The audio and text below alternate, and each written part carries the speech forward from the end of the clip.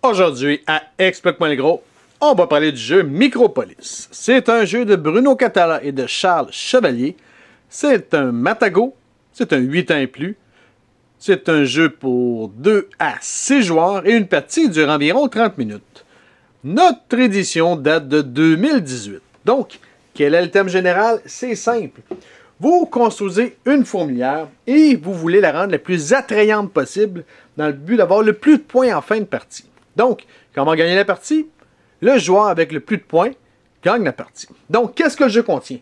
On a des sections de fourmilières, on a les bases de fourmilières, on a des armées, des fourmis rouges qui constituent l'armée, un petit pad pour calculer les points, 2 jetons architectes et finalement le jeton premier joueur. Donc, comment c'était le jeu? C'est simple. Chaque joueur va recevoir une base de fourmilière. Dessus, il va mettre 5 armées, comme ça. On va tasser les autres fourmis rouges de côté, tout comme les jetons architectes. On va donner le jeton premier joueur à notre premier joueur. Ensuite, on va prendre toutes les sections de fourmilière. On va les mettre en une grande pile sur le jeu. Et ensuite, on va ouvrir 7 tuiles.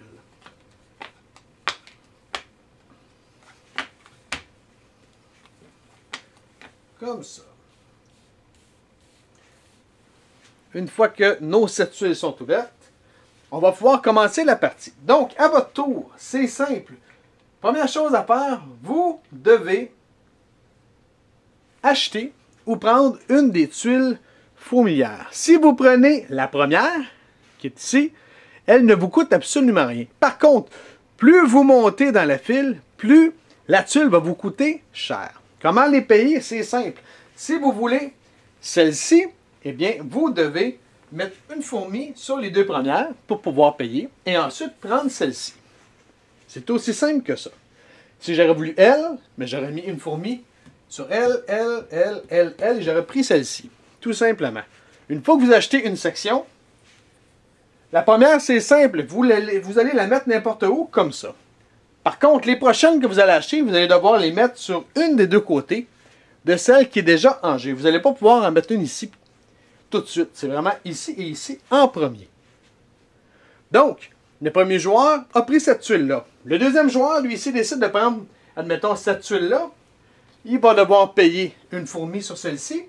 Et il va prendre celle-là qu'il va mettre sur sa fourmilière.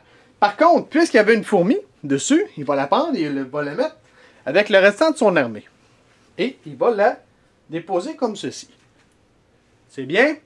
Maintenant, une fois que chaque joueur a acheté une section, on va regarder combien de tuiles il reste. Si vous jouez à 4 joueurs, donc il y aurait 1, 2, 3, 4. Il y aurait eu 4 sections qui auraient été achetées. Il en resterait 3. S'il reste égal ou plus de tuiles que le nombre de joueurs que vous êtes, alors vous allez rejouer. Donc, si vous jouez à 3 joueurs, vous allez jouer 2 fois. Mais à 4 joueurs, il y en reste seulement 3, vous êtes 4. Et bien là, on va recommencer une nouvelle partie en mettant de nouvelles tuiles. Donc, deuxième tour, ce qu'on va faire, on va tout tasser par la droite et on va ouvrir de nouvelles tuiles pour avoir le même nombre qu'on avait tantôt. Pour enfin encore avoir 7 tuiles. Comme ici, on a encore 2 fourmis. Donc, si quelqu'un prend la première, il va avoir 2 fourmis gratuites. Pour savoir qui est le premier joueur, c'est simple. Si c'est moi qui étais premier joueur, pour savoir si je reste premier joueur, on regarde tout le monde, combien d'armées il vous reste. Si quelqu'un en a plus que moi ou qui m'égalise, eh bien là, c'est lui qui devient le premier joueur. Donc, la personne qui est en face de moi en a 3, eh bien c'est lui qui devient premier joueur. Il va prendre le premier joueur, il le met et il va commencer. On fait la même chose qu'on faisait tantôt. Donc, le joueur va regarder laquelle qu'il veut. Il décide de prendre celle-ci. Il va falloir qu'il mette une fourmi ici. Et ensuite, il va pouvoir prendre sa tuile. C'est bien. Maintenant, lorsque vous posez, comme je disais, il faut absolument le mettre à côté de celle qu'on avait déjà. Donc, il faudrait que je la mette ici. Ou que je la mette ici. Mais, je ne peux pas la mettre ici. Ça ne marche pas. Il faut qu'elle soit collée. C'est bien. Quand est-ce que la partie va se terminer? C'est simple. La partie va se terminer quand chaque joueur va avoir terminé sa fourmilière. Quand tout le monde a terminé sa fourmilière, eh bien c'est là qu'on va pouvoir calculer les points. C'est bien. Maintenant, sur les tuiles, il y a 6 tuiles spéciales. La première, je vais tous vous les expliquer. La première, c'est la reine. La reine, comme vous voyez, il y a un petit dessin ici. La reine, ce qu'elle fait, c'est qu'à la fin de la partie, admettons qu'on est comme ça. Eh bien, oh non, mauvais exemple. Je vais vous trouver un exemple qui est plus tangible, parce que celle-là, ça ne marche pas. Ok, regarde. Ok. Admettons qu'on est en fin de partie. Si on regarde, les reines, ce qu'elles vont faire, c'est qu'ils vont donner des points surplus. Donc, si on regarde ici, j'ai le petit logo et j'ai une reine. Donc, en fin de partie, on va regarder la galerie complète où est-ce qu'elle est la reine. Et s'il n'y a seulement qu'une reine, eh bien, je vais faire des points supplémentaires. Donc, je vais faire un point par tuile de galerie où est-ce que la reine est située. Donc, si on regarde ici, j'ai une reine. Donc, on va regarder la galerie au complet pour s'assurer qu'il n'y ait pas d'autre reine. Il n'y a pas d'autre reine. Donc, cette reine-là va faire 1, 2, 3, 4, 5, 6, 7, 8. Va faire 8 points supplémentaires en fin de partie. Donc, ce sont pour les reines. N'oubliez pas que s'il y a 2 reines sur la même galerie, donc si j'en aurais une ici, et juste pour vous compter une menterie, tout le temps quand on veut faire de quoi, ça ne marche pas. Hein? Tiens. Mettons qu'on aurait été comme ça, eh bien, j'aurais eu 2 reines dans ma galerie, donc j'aurais eu aucun point supplémentaire. C'est bien. Donc, on a les reines. Ensuite, on a les fourmis pondeuses. Quand vous voyez ce sigle-là, c'est une pondeuse. Donc, si on regarde ici, il y a un petit logo. Donc, lorsque je vais poser cette tuile-là, je vais pouvoir rajouter une armée au centre de ma base. Si je regarde, il y en a d'autres. Regarde ici. C'est la même chose. J'en ai un, donc je pourrais rajouter une armée en plein centre. C'est bien. Donc, ça, c'est pour les pondeuses. Ensuite, on a les architectes. Quand vous voyez ce logo-là, quand vous avez un architecte, c'est simple. Vous preniez le petit jeton architecte et vous le mettez en avant de vous.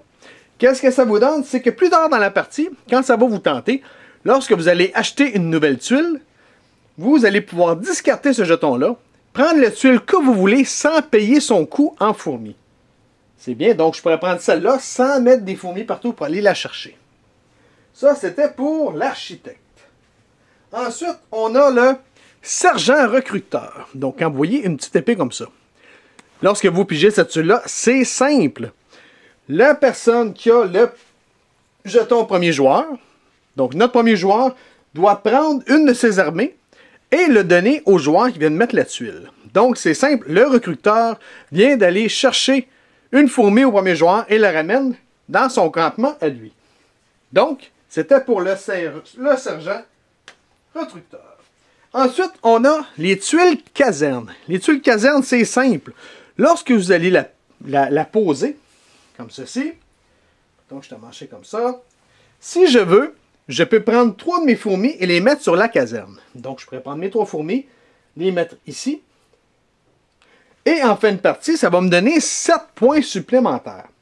Par contre, les fourmis qui sont là doivent rester là. Je ne peux plus les changer de place durant la partie, à moins qu'on ait la tuile sentinelle que je vais vous expliquer. Sinon, si je vais acheter de nouvelles tuiles, je ne peux pas prendre ces fourmis-là, parce qu'ils sont occupés présentement avec la caserne. Donc, ils restent là. Et ensuite, la dernière tuile spéciale, c'est la tuile sentinelle. Lorsque je pose cette tuile-là, maintenant je la mettrai ici, c'est à ce moment-là que je pourrais décider soit d'enlever les fourmis qui sont dans la sentinelle, dans la caserne et les mettre ici, ou soit réapprovisionner mes casernes. Donc j'aurais, ici j'ai 3 casernes, je pourrais décider de mettre des fourmis ici, pour faire des points en fin de partie.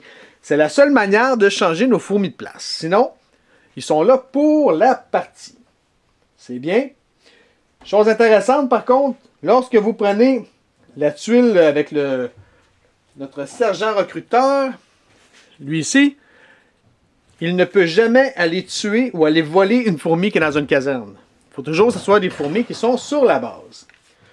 Donc, je récapitule, c'est simple. tous les joueurs vont prendre une base centrale comme ça, avec 5 fourmis en plein centre. Ensuite, on va ouvrir 7 tuiles, et à tour de rôle, vous allez pouvoir acheter une tuile.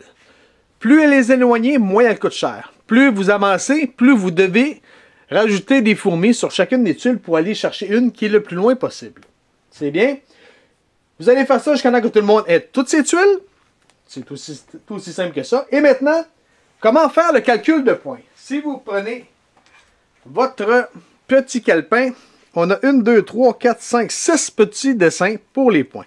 Première chose à calculer pour les points, vous allez faire 1 point par fourmi qui est dans votre fourmilière. Que ce soit des fourmis spéciaux comme les reines ou des fourmis normales. Donc, si on regarde ici, j'aurais 1, 2, 3, 4, 5, 6, 7, 8, 9, 10, 11, 12, 13, 14, 15, 16, 17, 18, 19, 20, 21, 22, 23, 24, 25. Donc, j'aurais 25 points ajoutés ici, au total, pour ma fourmilière. Ensuite, si on regarde ici, on a des points pour la colonie. Donc, la personne qui va avoir le plus de fourmis dans une galerie va avoir un bonus de 5 points. Donc, vous prenez votre plus grande galerie, comme la mienne, ça serait celle-ci. J'aurais 1, 2, 3, 4, 5, 6, 7, 8, 9, 10, 11, 12, 13, 14. J'ai 14 fourmis sur ma galerie. On regarde les autres joueurs. Si c'est moi qui en ai le plus, ben j'ai un bonus de 5 points. Ensuite, les fruits. Comme vous regardez, plusieurs tuiles comportent des fruits. Comme celle-là, on a des oranges, on a... On va essayer d'en trouver un autre. Une espèce de... Ouf, je sais pas trop ce que c'est. Un raisin. On a un raisin. On a des cerises. Donc, on a des fruits. Ce qu'on va faire, c'est qu'on va regarder les fruits que vous avez. Vous allez faire des points selon le plus de fruits différents que vous avez. Donc, si vous avez un fruit, vous faites 2 points. Mais si vous avez 1, 2, 3, 4, 5, 6, 7 fruits différents, vous allez faire 25 points supplémentaires. Et vous faites ça pour chacune de vos galeries. Il y a également dans le jeu des cartes cadeaux comme ça. Donc, elle, c'est comme un joker. Vous prenez le fruit que vous voulez. Donc, vous allez prendre le fruit qui est plus payant pour vous. Ensuite, on a les bonus de reines que j'expliquais tantôt. Donc, vous regardez vos galeries avec des reines. S'ils sont seuls, vous allez faire 1 point par galerie. Ensuite, ici, on a les points pour... Attendez une seconde. Ça, c'est l'armée rouge. Oui. Ici, ça va être le joueur qui a le plus d'armées dans sa base. On ne parle pas des casernes, juste dans sa base. Celui qui en a le plus va faire un bonus de 5 points. Et finalement, les casernes qu'on parlait tantôt vont vous donner des points selon la grosseur de votre caserne. Donc 2, 4, 7 ou 10 points selon votre caserne. Vous calculez tous les points. Celui qui a le plus de points gagne la partie. Et s'il y a une égalité, ça va être celui qui a le plus d'armées par la suite qui va gagner. Sinon, ben, vous êtes chanceux, tout le monde se partage la victoire. C'est bien. Si vous avez des questions ou des commentaires, vous pouvez nous écrire à Explique-moi le Go, soit sur Facebook ou soit sur YouTube. Sur ce, bonne game!